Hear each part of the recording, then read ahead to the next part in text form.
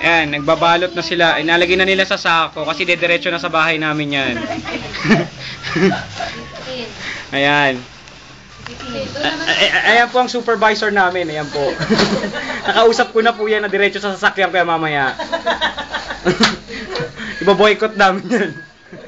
Kasabot din po namin presidente. Ayun.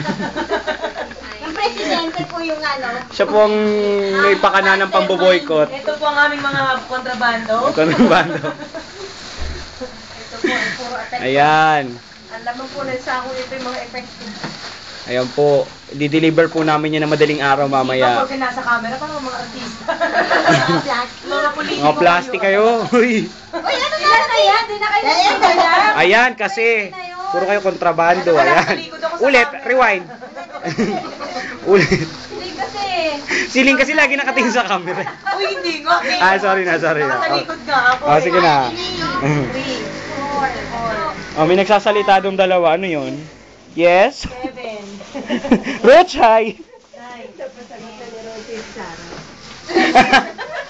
Wow, ah. Ayan, as you can see, ginaw na ginaw po yung aking mga subordinates. Ginaw na ginaw sila. Ito parang nasa ano, ewan ko, nasa Hong Kong ba to? Misang ka galing. Sarah, magkwentuhan naman kayo, Ronji. Magkagalit sila. Ayan.